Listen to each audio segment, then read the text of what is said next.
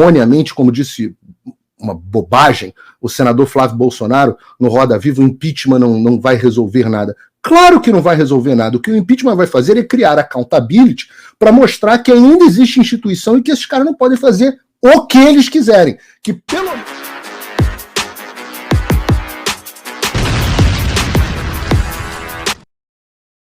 Opa, eu sei que você não aguenta mais ouvir, eu pedi para você fazer o triplo C, curtir, comentar e compartilhar, mas eu peço porque 4 entre cada 10 pessoas sequer estão inscritas no canal e a maioria não ativa as notificações e nem curte o vídeo e isso prejudica o nosso algoritmo. Então ajuda a gente aí, brigadão.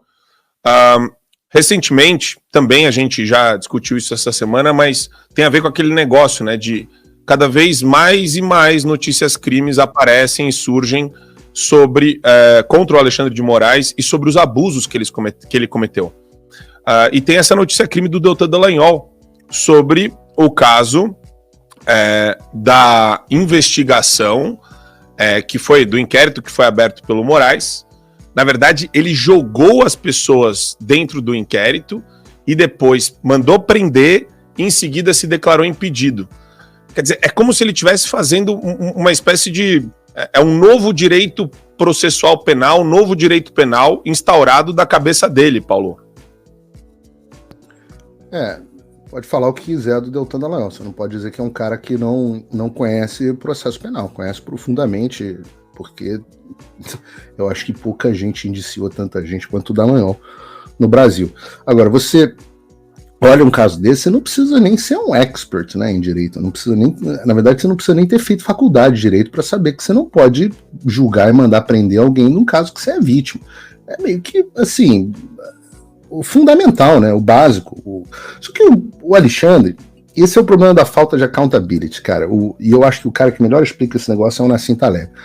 Quando você vai vendo que o agente público faz as coisas e não sofre consequências nenhuma, isso cria um moral hazard, um risco moral, que é, por si só, um incentivo para que ele vá cruzando as linhas. E é por isso que eu vivo dizendo que o impeachment do Alexandre de Moraes é, sem dúvida nenhuma, a pauta mais importante que a gente tem no Brasil. Porque é necessário mostrar que há consequências para certas linhas sendo cruzadas. Não é pelo Alexandre em si. Eu sou o cara que mais fala, olha, o Alexandre tem algumas características pessoais que fizeram dele um homem corajoso o suficiente para ir onde nunca ninguém foi, mas o Alexandre está inserido dentro de um mecanismo internacional que inclui suporte da administração Biden, com FBI, com suporte de bilionários internacionais como George Soros financiando o Atlantic Council, que foi quem deu todo o framework teórico para o TSE fazer o que está fazendo, o próprio FBI trabalhando junto, o Sleeping Giants, as outras fundações, o Instituto Vero, sei lá, do Felipe Neto, o Instituto Igarapé, a agência pública, todo mundo financiado pelo Jorge Soros. Então, assim, há um suporte gigantesco por trás do Alexandre de Moraes. Mas, como ele é a face, como ele é o ousado, o accountability, que é essa palavra em inglês que a gente não consegue nunca traduzir muito bem para português, mas que é haver consequências para o ato de um agente público. Então, pelo fato dele ter passado, de ter cruzado tantas linhas, e o Congresso não ter agido, o Rodrigo Pacheco não ter agido, ninguém ter agido, esses caras estarem no ponto de ministro mandar repórter enfiar pergunta aonde quiser, e isso só vai piorando, porque você incentiva que uma nova linha seja tentada. E isso só para quando? Quando alguém falar assim, ó, pum, a partir daqui não passa. E essa é a tentativa que tem que ser feita agora. Isso é que tem a ver com as pessoas irem para as ruas. As pessoas precisam ir às ruas, e eu, se tivesse podendo ir às ruas, a minha pauta seria única, fora Alexandre de Moraes. Eu acho até fora Lula uma pauta... Ela é boa, porque agrega muita gente que não sabe o que está acontecendo exatamente muito bem, mas ela é uma pauta secundária. Porque, como eu expliquei no meu vídeo da PragerU, só existe Lula porque existe Alexandre de Moraes. Então, no momento onde a gente colocar limites, falar, olha só, se vocês fizerem tudo que esse cara fez, vai acabar mal. E eu acho que vai acabar, eu acho que é uma questão de tempo. Vai acabar mal. Esse cara acabou saindo fora. Todos os outros ministros se retraem imediatamente. E com isso, o Lula perde o suporte jurídico que o levou ao poder.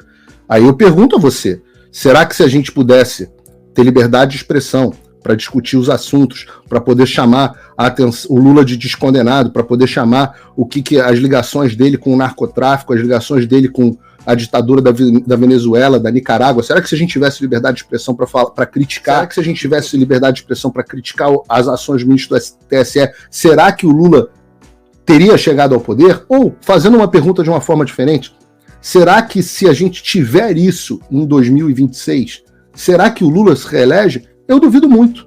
Então, a pauta fora Lula é uma pauta absolutamente secundária. A pauta central é fora Alexandre de Moraes. Não porque o Alexandre de Moraes seja o único problema do Brasil. Não porque, erroneamente, como disse uma bobagem, o senador Flávio Bolsonaro, no Roda Viva, o impeachment não vai resolver nada. Claro que não vai resolver nada. O que o impeachment vai fazer é criar accountability para mostrar que ainda existe instituição e que esses caras não podem fazer o que eles quiserem. Que, pelo menos, quando você ultrapassa todos os limites, há consequência.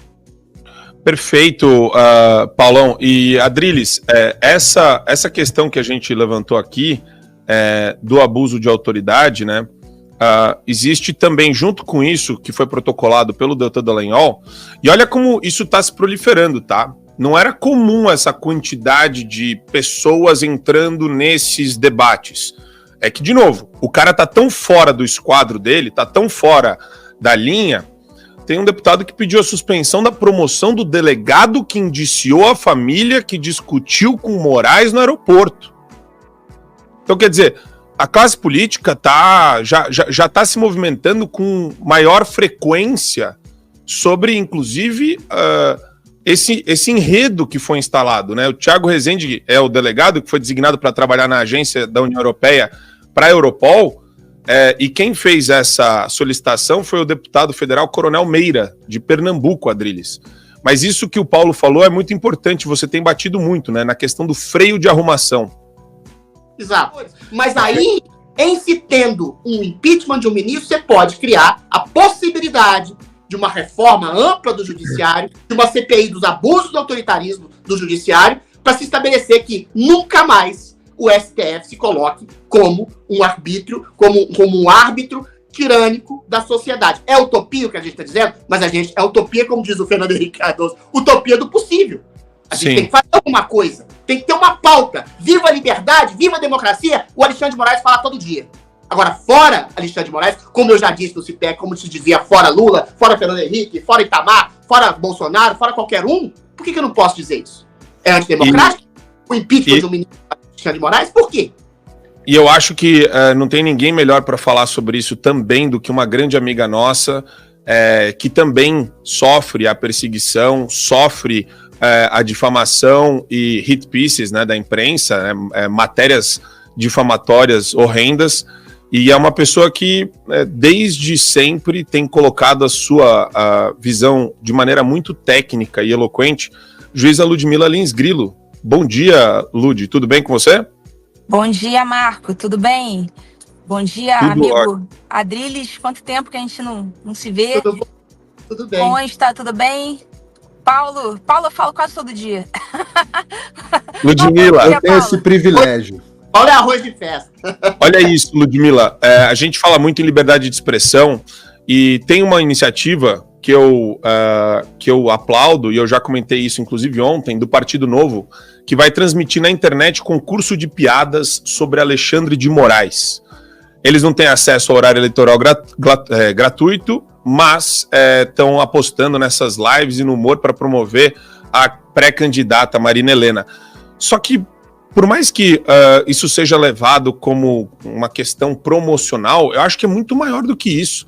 Eu acho que a matéria, ela está trazendo uma coisa que, para mim, todos os partidos deveriam fazer, né? Quando você se depara e ri dele. Eu acho que esse binômio é fundamental para a gente combater o regime que foi instaurado por Alexandre de Moraes no Brasil, Lud. Pois é, olha, eu estava lendo essa matéria aí sobre esse concurso de piadas e eu fiquei refletindo sobre se isso seria bom ou ruim, porque eu enxerguei dois lados, dois aspectos. Eu queria até ouvir a opinião de vocês sobre isso, porque ao mesmo tempo que é, sim, muito bom, a gente precisa ridicularizar o oponente, e de fato, o Alexandre de Moraes, ele tem muito do que ser ridicularizado. A gente precisa quebrar aquela imagem do Alexandre de Moraes, e muito disso já foi quebrado mesmo, de a muralha. Teve até não sei se foi a Veja, que fez uma reportagem colocando o Alexandre de Moraes e o designando como sendo a muralha, ou seja, o cara que é grandioso, que é indestrutível, que é muito forte. Então, a partir do momento em que você ridiculariza, por outro lado, quando você ridiculariza, você também tem o efeito, quando você faz piada, você também gera um efeito ruim de minimizar aos olhos do público o grau de malevolência, o grau de ruindade desse sujeito. Então, assim, eu tô muito na dúvida se o concurso de piadas é ou não salutar, porque eu vejo benefícios e malefícios. Eu queria saber até a opinião de vocês. Antes, Lud, eu vou só antes de chamar o pessoal para falar sobre isso, que eu acho um tema muito legal, a gente queria dar um recado aqui pro pessoal que está nos assistindo. Opa, desculpe interromper o seu vídeo, mas desde 2022 eu continuo com as contas bloqueadas e o passaporte cancelado pelo Xandão.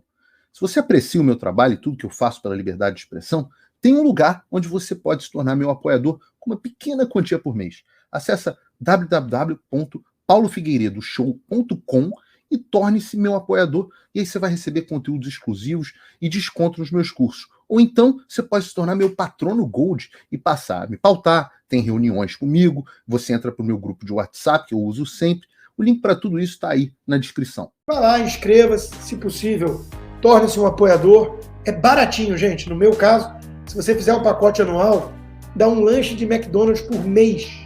$6 por mês e você viabiliza o meu trabalho. Então peço que se torne um apoiador do Loucos, inscreva-se, a inscrição é gratuita, já são 36 mil membros e agora com aplicativo em português. Opa, eu sei que você não aguenta mais ouvir, eu pedi para você fazer o triplo C, curtir, comentar e compartilhar, mas eu peço porque 4 entre cada 10 pessoas sequer estão inscritas no canal e a maioria não ativa as notificações e nem curte o vídeo, e isso prejudica o nosso algoritmo. Então ajuda a gente aí. Obrigadão.